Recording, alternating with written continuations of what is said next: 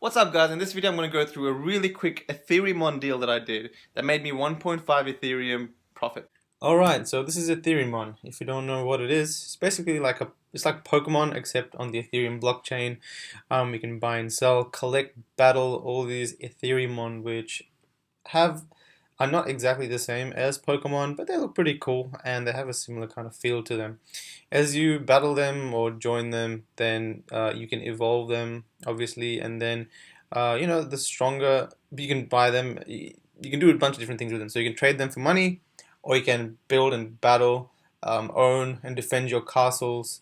And in that time, like you can earn emons, which are the currency of Etheremon, and grow your Etheremon in level.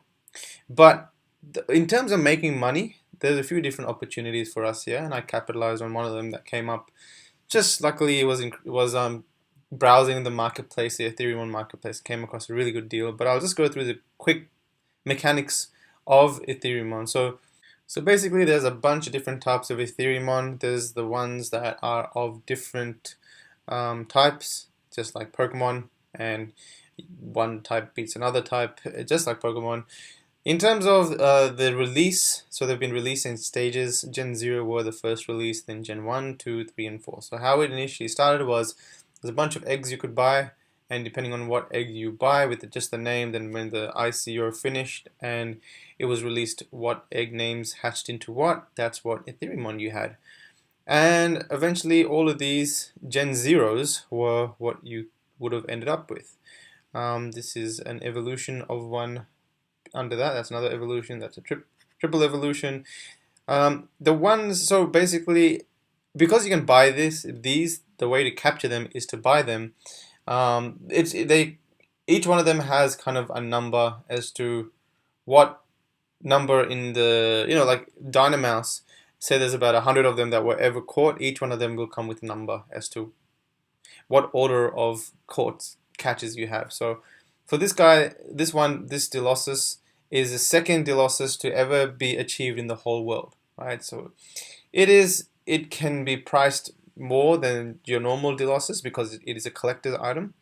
But how I made my money was basically there is all these Gen Zeros, they will never be released again. So there was only the initial ICO that you could buy each certain type, and then once they were released, all the other Ethereumons, apart from a few, you can breed, you can release eggs, and more of them will eventually enter the world. But as opposed to the Gen Zeros, they are the ones that you see now are the only ones you can ever buy. So eventually, as people buy these Ethereumons, this is a Gen 0, it's called Pangrass. As more of them get bought out, the less there are in the marketplace, the more they will increase in value, basically. So these are ordered by the cheapest. You can see the cheapest one is 0.385 Ethereum, 0.4, 0.4, 0.42, and they continue to increase. So if these four get bought, then I guess the next price point will be 0.45, 0.48. If that gets bought, then the next price point will be 0.68, effectively increasing the value of these Pangrasses. There's a bunch of different Ethereum that are also Gen 0. You have this guy over here. There's 39 of them currently that you can buy. You've got Quillstar. You have 0.18. So there's one that there weren't many of these released in the world. I think there was all up like maybe 30 of them. So you can see that how expensive they are, right? The cheapest one is 2 Ethereum. The recent sale we had was 1.8 Ethereum, I believe, or 1.5. Again, this is one of the rare ones. In my opinion, I've caught a bunch of Gen Zeros because I believe eventually these will get really difficult to own, especially when you take into account that they have incorporated Etheremon with Decentraland. Bam! Introducing Etheremon in Decentraland. Possibilities are kind of cool what they might be able to do with these. So imagine a world where you can battle your Etheremon in virtual reality. Look around and you'll be fighting alongside your Etheremon in battle, just like real Pokemon in the stadium or however they manage to make it. These are just the early beginnings. You can see there's a few when the modeling is still going on. So this was when this Etheremon was released. Pretty cool. The graphics and it's quite fluid. You can see where this is going to go in about a year or 2 years time. Eventually, it's going to be a place for you to own these and maybe they might be following you in Decentraland on your land, or sitting or in your Decentraland mansions. You may have these. So, in my opinion, these Gen Zeros are going to become more and more rare. The way I made my quick 1.5 Ethereum was I bought one of these bad boys called Pangrass. Bought it for about 0.4 Ethereum, but the cool thing was it came with 2 eggs. And what the eggs are, like this, one's got 1 egg, one has 1 egg. I don't know how these eggs are generated. I believe they come initially when you buy it, then some of them have chances to have an egg attached to it. Sometimes there's 1 egg, sometimes there's 2 eggs. 2. Sometimes there's even 3. I believe 3 is the most eggs you can get.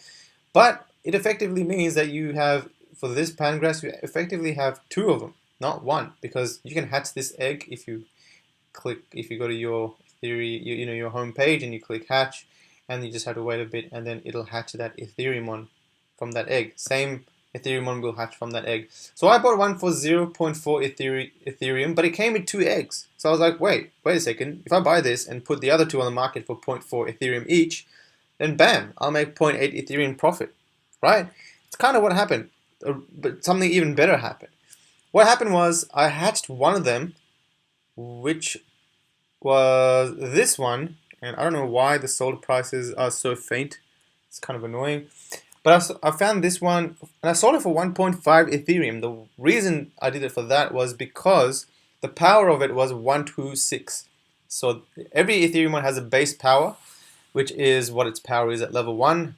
These are kind of random, so you see this Pangrass has 126. If you go back to our list, you've got 118. This one's level 2, you can't really count it, but this one's 118 again, 111.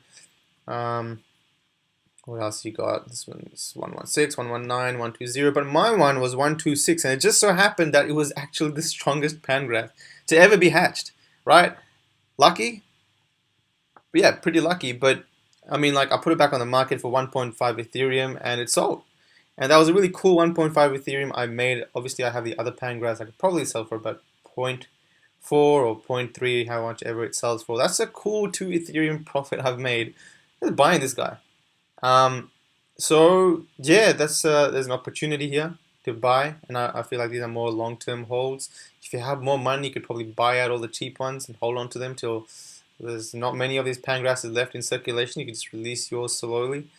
I do believe when they get incorporated and the game gets more and more used, it is pretty active. If you look at non-fungible, you look at the trades that are happening every day.